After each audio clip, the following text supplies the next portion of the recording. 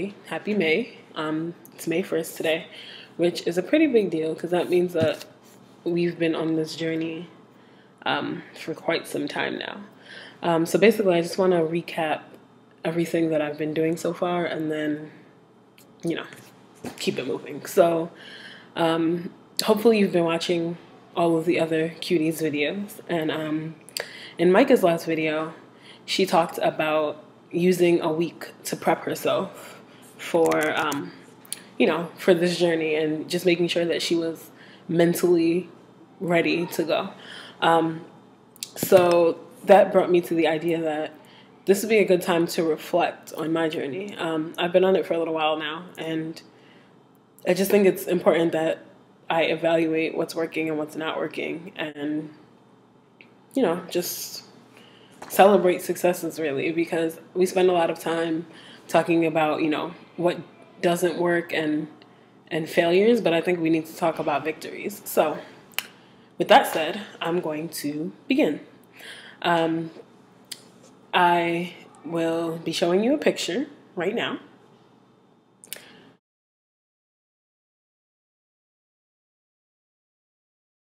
So I weighed in and I am 232. The last time I did a talking video, I said I wanted to be at 230. 232 is fine with me. I'll take that. That's the smallest I've ever gotten on a weight loss journey. So I'll take that as a small victory. So yeah, I need to do measurements and all of that, but the original goal that I set for myself was for the first Sunday in June, or the last Sunday in May will probably work better. So I'm gonna wait until then to do my measurements and do my overall recap.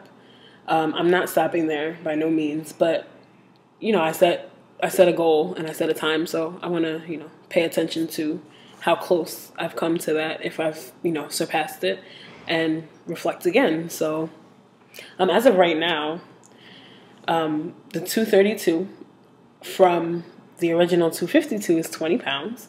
So I've lost 20 pounds. I have quite a ways to go, for my personal goal, but more so for what's a healthy weight.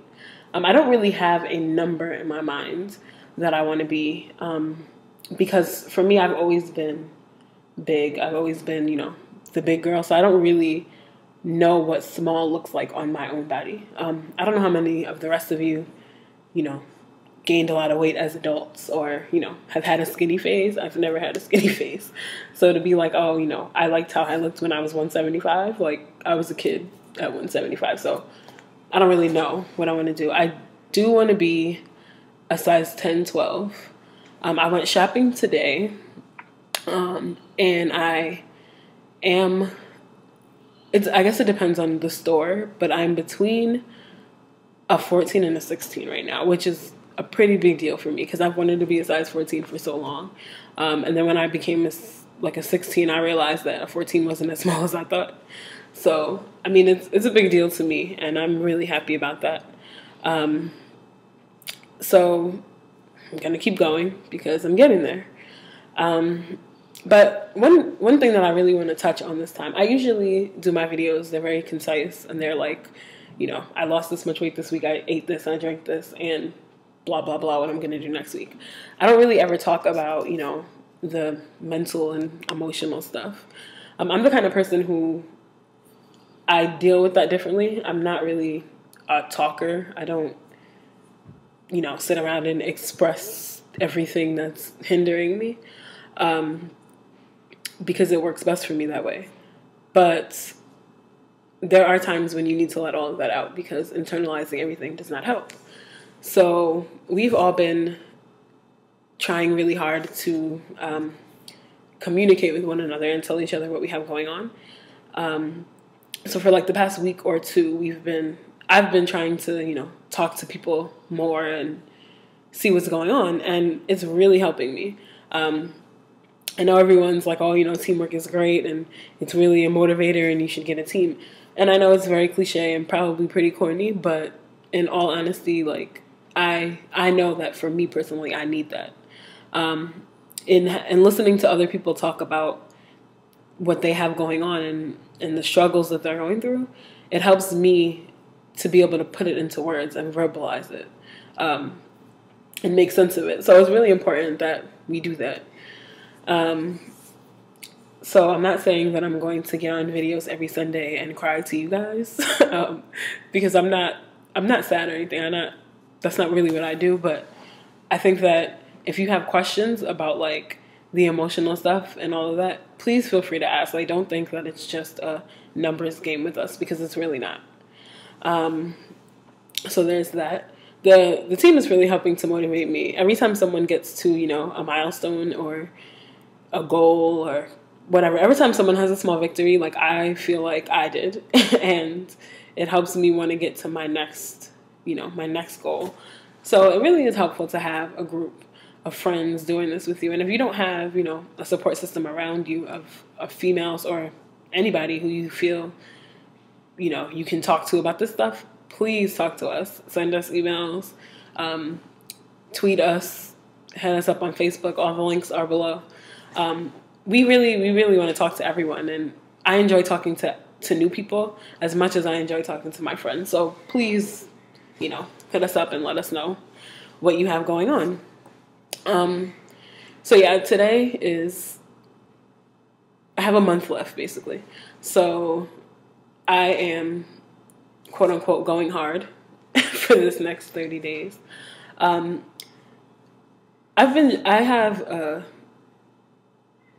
carb thing. Like my weight loss and my weight gain is very much contingent upon how I handle carbs.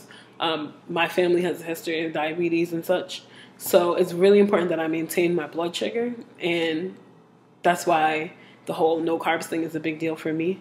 But it's very hard because I'm used to eating carbs with everything. I feel like I grew up in a Caribbean household, so we always have rice. That's normal. And then, I always have bread or whatever. So I'm just very used to having it all the time. But in the very beginning of my weight loss journey, for about a month or two, I didn't eat carbs. I just ate, everything besides carbs, in healthy portions, and drank my water and got it going. And that is when I was the most successful. Where I am now at 232, like I said, I'm not where I want to be as far as what I had planned for the timeline.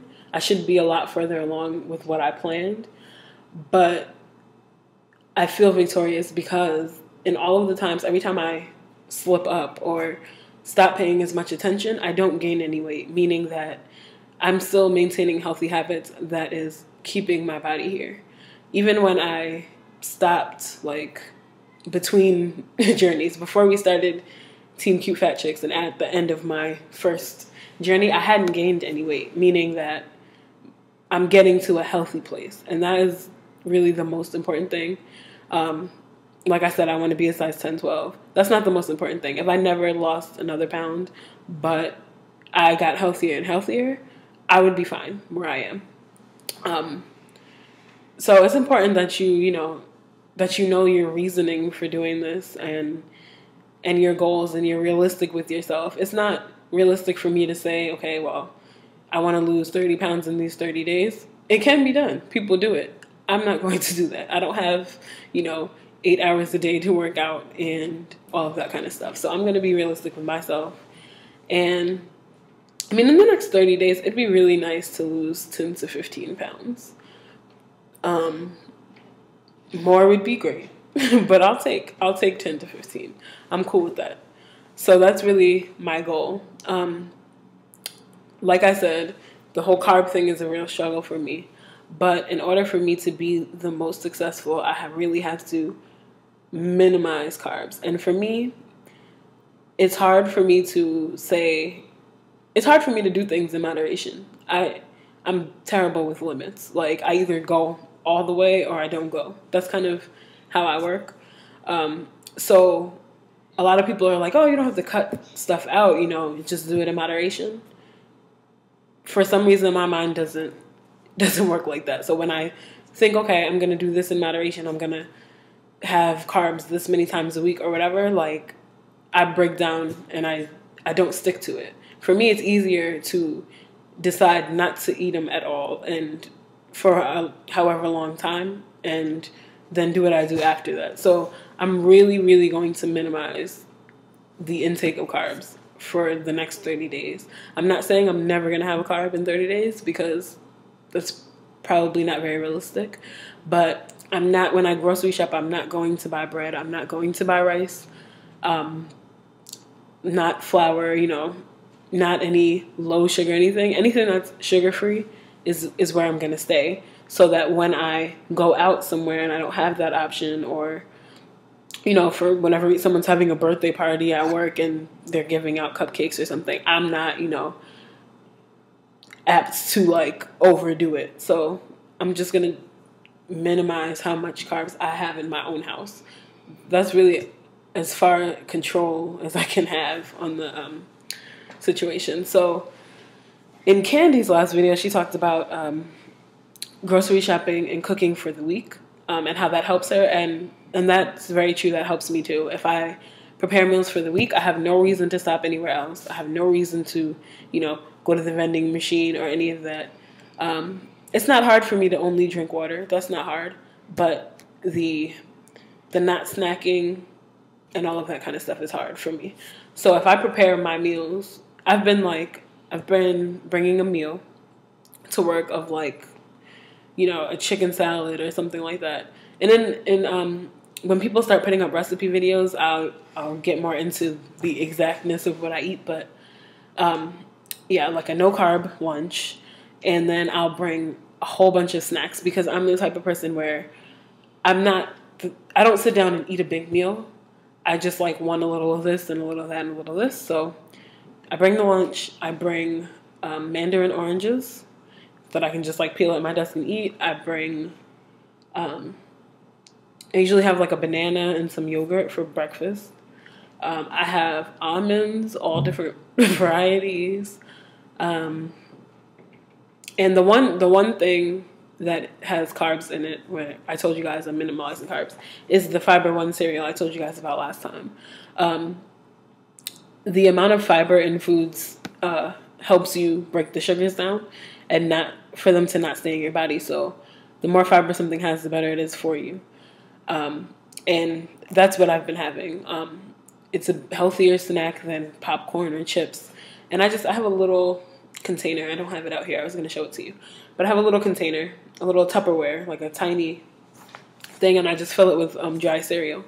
And like throughout the day, I'll be sitting at my desk and I'll want something and I'll just eat some of the dry cereal or some almonds and things like that. So I just basically portion out what I'm going to eat from the time I leave the house until around 6 when I get home at night. And then after that, it's the dinner. And there's really not too many other spaces for more food because by that time you've eaten what you should for the day. But I stay up late. So if the last time I eat at 6 and I don't go to sleep until like 2, 3 in the morning, I do get hungry again. That's when I'll have like another fruit or some more almonds, something that's not really, you know, detrimental. And I know people say you shouldn't eat after 8 p.m. or 7 p.m. or whatever time they decide to tell you. As you know, I've gone to a nutritionist and she says that the rule is 2 hours before you go to sleep. You shouldn't eat within that 2 hours. So because I don't go to sleep until 2, if I wanted to eat at midnight or before midnight is what she says is okay. I really try not to. I try not to eat like after 8, but you never know. You know, sometimes you get hungry and you can't just, you can just not eat, but I'm going to be honest, I'm not going to not eat if I'm hungry. So that's how I do things. So yeah, that's basically what we have going on. You saw the picture and I'll list all of my stats so you can see, you know, just what I've been doing. That's really what I have going on.